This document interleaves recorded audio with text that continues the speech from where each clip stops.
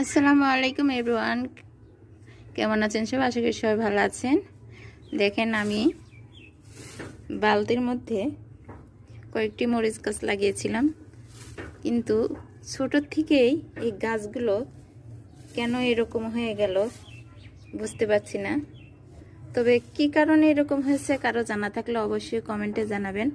তবে কোনো ওষুধ প্রয়োগ করলে এটা ভালো হবে কিনা সেটাও কমেন্টে জানাবেন। অনেক শখ করে বোম্বাই মরিচের গাছ লাগিয়েছিলাম, দেখেন গাছগুলো কেমন হয়ে গেছে। ছোট সময় আরও অনেক খারাপ ছিল, আমি কয়েকটি তুলে ফেলে দিয়েছি আর এগুলোকে রেখে দিয়েছিলাম। আস্তে আস্তে দেখেন একটু গাটা ছেড়ে দিয়েছে পাতাগুলো।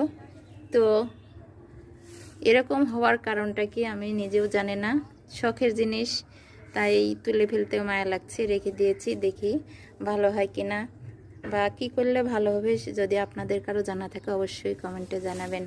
তো সবাই ভালো থাকবেন, সুস্থ থাকবেন। আল্লাহ হাফেজ।